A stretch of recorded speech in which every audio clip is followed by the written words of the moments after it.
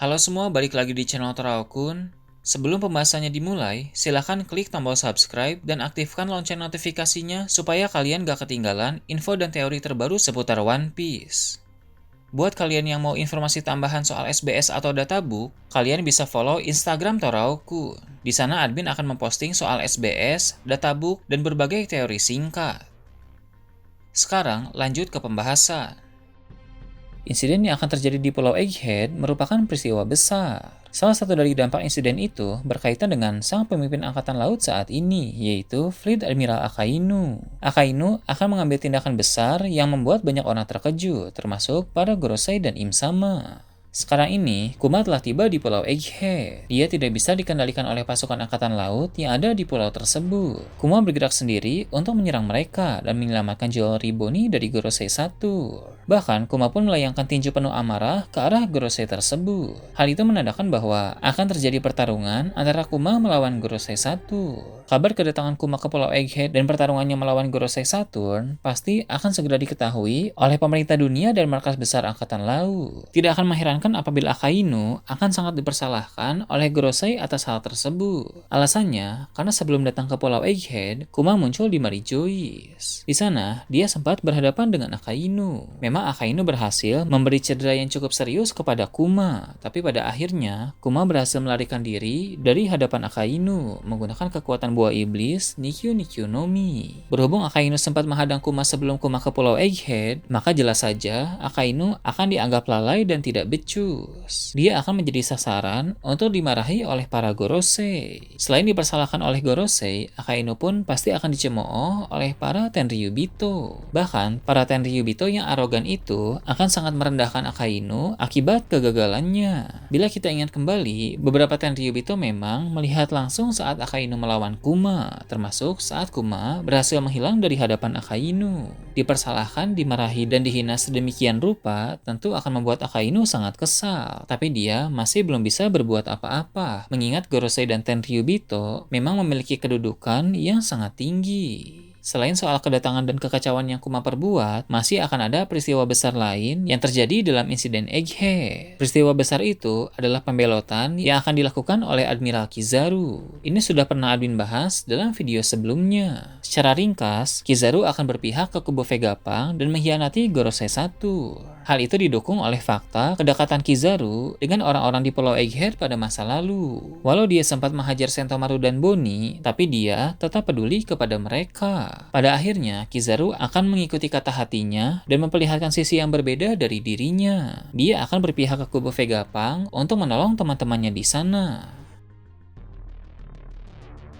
Aksi Kizaru sudah dimulai sejak ada makanan-makanan yang secara misterius muncul di dekat Luffy. Seperti yang kita tahu, salah satu teknik yang baru-baru ini Kizaru perlihatkan adalah dia bisa menciptakan cloning cahaya dari dirinya sendiri. Kizaru pun memerintahkan para cloningannya itu untuk membawa makanan dan memberikannya kepada Luffy. Dia berharap Luffy bisa segera pulih dan membantu Kuma melawan Gorosei 1.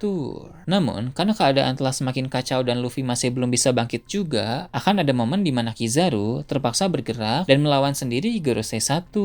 Hal itu akan membuat Saturn menjadi sangat murka dan memutuskan bahwa Kizaru harus mati di Pulau Egghead. Pembelotan dan penyerangan yang dilakukan oleh Kizaru terhadap Saturn tentu akan sangat mengusik para Gorosei. Bisa-bisanya, seseorang dengan pangkat yang sangat tinggi melakukan hal semacam itu. Gorosei pun tidak akan tinggal diam. Mereka akan mengambil suatu kebijakan untuk mengantisipasi agar hal serupa tidak terulang pada kemudian hari. Gorosei akan membuat aturan baru dalam angkatan laut. Demi menghindari pemberontakan, maka angkatan laut akan diawasi secara langsung oleh Ksatria Suci. Ksatria Suci bisa segera menindak apabila ada marinir yang terindikasi memiliki tanda-tanda pemberontakan atau memiliki sikap yang tidak hormat kepada pemerintah dunia. Ada beberapa hal yang membuat Ksatria Suci diberikan tugas seperti ini. Pertama, mereka adalah Tenryubito, sehingga secara status dan kedudukan, Ksatria Suci sangat tinggi. Orang-orang lain seperti CP0 tidak cocok untuk tugas ini karena CP0 hanya manusia biasa sama seperti marinir, sehingga para marinir tidak akan merasa lebih rendah terhadap mereka. Sedangkan para Ksatria Suci, karena mereka Tenryubito, maka mereka dianggap dewa, keturunan dari para pendiri pemerintah dunia. Maka status tersebut pasti cukup mengintimidasi para marinir sehingga mereka bisa lebih patuh. Kedua, Ksatria Suci memiliki beberapa anggota, sehingga mereka bisa membagi-bagi tugas. Ketiga, Ksatria Suci pasti sangat kompeten, sehingga mereka bisa dipercayakan tugas yang besar. Hal ini akan membuat Angkatan Laut sangat terganggu. Pasti akan ada banyak marinir yang tidak setuju dan mendesak Akainu untuk segera bertindak. Akainu secara pribadi pun pasti keberatan dengan hal ini. Selain itu, beberapa saat ke depan nanti pun akan ada suatu informasi besar yang menggegerkan dunia sekaligus menghebohkan Angkatan Laut. Kabar soal adanya sosok misterius di atas Gorosei yang bisa menduduki tahta kosong segera tersebar ke publik. Sebab Wapol telah melihat Im Sama dan sekarang Wapol sedang bersama dengan Morgan, sang pemilik koran World Economic Journal. Walau ketakutan, tapi Wapol akan menceritakan soal itu kepada Morgan, sehingga Morgan akan menerbitkan berita tentang Im Sama. Pasukan revolusi juga sudah tahu itu melalui Sabo, sehingga pasukan revolusi pun pasti akan menyebarluaskan informasi tersebut agar seluruh dunia tahu kebohongan pemerintah dunia. Saat Angkatan Laut mengetahui eksistensi Im Sama, tentu mereka akan heboh. Akainu sebagai pemimpin tertinggi Angkatan Laut pun akan sangat murka karena dia merasa telah dibohongi. Selama ini, dia tidak tahu bahwa ada pemimpin tertinggi dalam pemerintah dunia yang bekerja dari balik layar. Akainu memang memegang prinsip keadilan absolut, namun Akainu berpikir bahwa keadilan yang sejati hanya ada dalam Angkatan Laut. Sayangnya, Angkatan Laut bernaung di bawah pemerintah dunia yang jauh dari kata keadilan. Maka, akumulasi kemarahan dan kekecewaan Akainu akan membuat dia melakukan pemberontakan. Dia telah direndahkan karena gagal menahan Kuma. Dia juga cukup marah karena Kizaru telah berkhianat. Lalu, dia pun tidak setuju dengan pengawasan terhadap Angkatan Laut yang akan dilakukan oleh Ksatria Suci. Ditambah lagi, dia juga merasa dibohongi karena tidak tahu mengenai Im Sama dalam waktu lama. Tak heran hasil dari semua itu adalah pemberontakan Akainu. Akainu ingin memisahkan Angkatan Laut dari pemerintah dunia.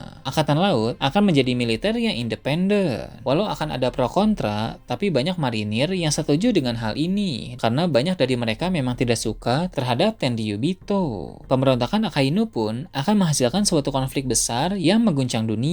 Pemberontakan itu juga akan membuat perang akhir nanti menjadi perang tiga kubu yang terbagi menjadi pemerintah dunia, Angkatan Laut, dan para kriminalis. Para kriminalis ini terdiri dari bajak laut, pasukan revolusi, serta negeri-negeri yang memberontak. Dalam perang tiga kubu ini, pemerintah dunia tetap kuat walau tanpa Angkatan Laut. Di sana ada para Gorosei dengan kekuatan yang sangat mengerikan.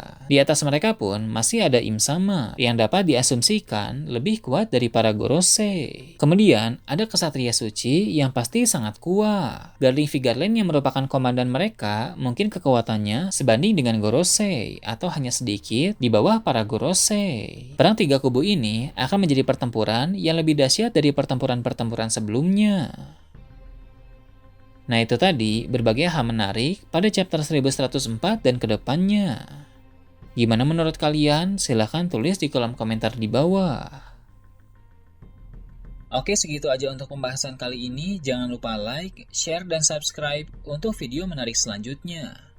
Gue Toraukun, Shambles.